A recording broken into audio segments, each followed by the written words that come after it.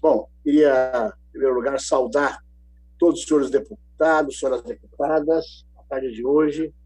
Quero dizer que esse projeto que nós estamos votando, eu acho que é um avanço bastante grande para a nossa casa, né, para a Assembleia Legislativa de São Paulo, porque conseguimos, né, compatibilizar dezenas de projetos neste projetão, né? Quero parabenizar o deputado Vinícius Camarinha, que foi o relator desse trabalho. Foi muito importante. O Vinícius, com a sua paciência, com a sua capacidade, foi fundamental para que esse projeto pudesse chegar até onde chegou. Quero também saudar o líder do governo, os líderes de todos os partidos que colaboraram para que a gente chegasse onde chegamos. Bem, quero dizer, senhor presidente, que, mais ou menos na linha do que disse meu colega de partido, Paulo Fiorilo, que a gente precisa olhar para frente, né? Nós fizemos um projeto voltado aí para responder os efeitos do coronavírus do estado de São Paulo. Nós precisamos olhar para frente. Com o fim da pandemia, nós vamos ter um número de desempregados do estado de São Paulo muito grande. Uma parte da economia brasileira e da economia paulista está sendo eliminada pelo coronavírus, né? Pelo menos aí 20% ou 30% da capacidade produtiva do estado de São Paulo, capacidade de empregar pessoas, vai se esgotar. E, portanto, acho que seria muito importante que nós tivéssemos levantado, e se não o fizermos em algum outro momento, temos que ter a oportunidade de fazê-lo, né, de propor que o Estado de São Paulo, né, a exemplo do que outras esferas de poder estatal deveriam fazer, o Estado de São Paulo tem que investir na criação de trabalho, de empregos, né, alguma coisa que há mais ou menos 90 anos atrás fez nos Estados Unidos o presidente Franklin Delano Roosevelt, quando, diante da Grande Depressão, ou após a Grande Depressão, Franklin Delano Roosevelt assumiu a responsabilidade do Estado americano, né, como presidente, e criou, né, um ousado plano de obras públicas nos Estados Unidos, né? Ou seja, o próprio Estado, tendo a necessidade de empregar pessoas, né, de suprir a necessidade de emprego, que a Grande Depressão havia cortado uma parte dos empregos nos Estados Unidos, criou um plano de obras públicas, e esse plano de obras públicas foi fundamental. Primeiro, para realizar uma série de obras importantes que os Estados Unidos necessitavam, e segundo, para empregar milhões de pessoas. O Estado de São Paulo, obviamente, não vai ter condições de fazer isso com milhões de pessoas, mas pode fazer com alguns milhares. 100, 200, 300 mil pessoas podem ser empregadas pelo Estado de São Paulo, né? Podem ser empregadas pelo Estado de São Paulo através de um plano, o Paulo Fiorilo chamou de frente de trabalho. E frente de trabalho pode ser frente de trabalho, pode ser um plano de obras públicas, né? Onde, sei lá, 100, 200 mil pessoas empregadas pelo Estado de São Paulo, aí por um salário mínimo e meio, poderiam construir as obras que o Estado de São Paulo precisa, desde estradas, né, vicinais do interior de São Paulo, né, ou recuperação de estradas existentes, construção de estradas vicinais que são necessárias, né, limpeza de bueiro, canalização de córrego, construção de escolas, delegacias de polícia e daí para frente. Acho que um plano de obras públicas em São Paulo vai ser fundamental para empregar a mão de obra que, infelizmente, essa pandemia vai gerar, esse emprego que ela vai gerar. Então, acho que é extremamente importante que a gente pense nesse plano de obras públicas, isso vai ser fundamental. Bem disse o Paulo Fiorilo, né, aqui, e fez essa proposta, e é extremamente importante. Acho que todas as prefeituras do Estado de São Paulo, do Brasil, deveriam fazer a sua parte, todos os governos estaduais deveriam fazer a sua parte, e a União também. O Estado vai ter que investir pesadamente para fazer frente às consequências da pandemia quando ela terminar. Vocês não tenham dúvida disso. Bom, Em segundo lugar, gente, queria também destacar algumas coisas que o projeto contemplou, né? Que eu acho que é extremamente importante. Por exemplo, o tema da cultura.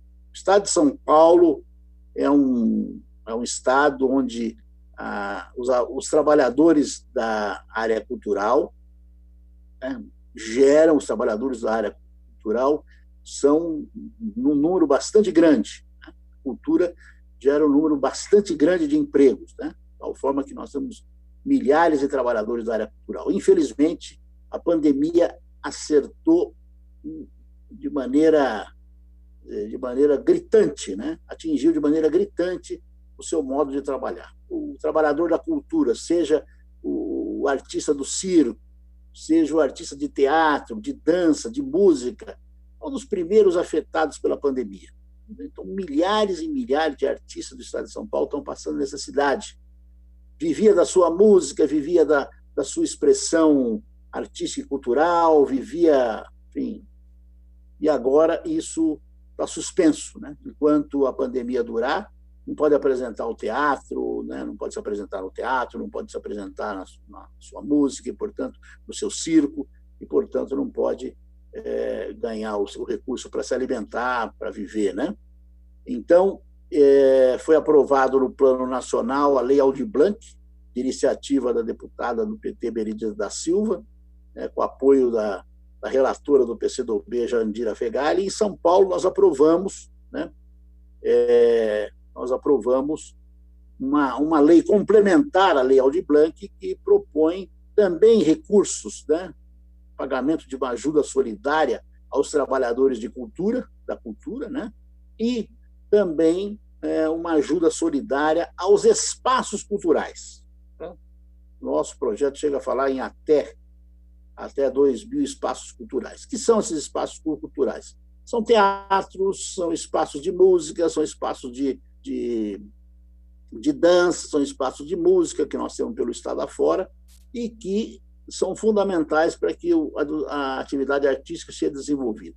Esses espaços, muitos deles são alugados, estão sendo entregues para os seus proprietários, outros estão sem manutenção de propriedade do próprio grupo de teatro ou de música, mas estão sem manutenção. Então, financiar a manutenção desses espaços abertos, né? Financiar a abertura desses espaços, financiar para que, inclusive, eles tenham condições de poder recuperar o espaço e o tempo perdido depois da pandemia, é fundamental. A lei Aldir Blanc já está fazendo isso, né? Vai fazer isso, aliás, quando ela for sancionada pelo presidente, e o nosso projeto traz uma proposta exatamente nessa direção e fala em 2.000 espaços, né? Até 2.000 espaços, que é bastante significativo para o nosso estado. Então, acho que essas coisas é que eu gostaria de destacar. Não quero usar todo o meu tempo, mas quero, no final, né, chamar atenção para um aspecto importante no nosso estado de São Paulo. Esse projeto, assim como outras iniciativas que nós tivemos, ele vem no sentido de mitigar as consequências sociais da pandemia, digamos assim, em uma palavra. Né? Por isso que eu acho que é fundamental, é importante, é humano e é generoso. Ele vai no sentido exatamente contrário, né, do que nós temos visto no estado de São Paulo, né, e no Brasil também, mas no estado de São Paulo em particular, que nos diz respeito, que é a violência praticada pela nossa polícia na última semana. Eu tenho certeza disso, conheço muito a PM, conheço muita gente da PM, tenho certeza, nós estamos falando de exceções. Nós tivemos um caso de Barueri, nós tivemos um caso aqui em São Paulo, tivemos também caso aqui na Grande São Paulo, né, essa última semana. Acho que isso é uma exceção. Né? A PM, em geral, tem tido um trabalho admirável no estado de São Paulo, sempre está presente, sempre colaborando, inclusive nesse momento da pandemia, fazendo também um trabalho importante. Mas eu acho que é importante até para manter vivo da nossa polícia e o nosso comando, né, o comando da PM, a Secretaria da Segurança e o governador, tome providência com aqueles que falharam, com aqueles que, digamos assim, estão manchando a farda, manchando a história da Polícia Militar do Estado de São Paulo. Né? Então, era só para deixar isso aqui. Eu vi outro dia na televisão o Coronel Camilo, que é o adjunto para a PM do Estado de São Paulo, que a gente conhece, foi deputado conosco aqui, o Coronel Camilo, se manifestando muito bem, muito correto, mas quero pedir aqui que isso, enfim, não seja esquecido, porque é alguma coisa que vai no sentido contrário, vai dentro daquela concepção que o Trump, lá nos Estados Unidos, tem, né, de que entre ele e o povo só tem a polícia para impedir o caos. Não é verdade, né? Não é verdade. E a nossa PM também não pensa isso, né?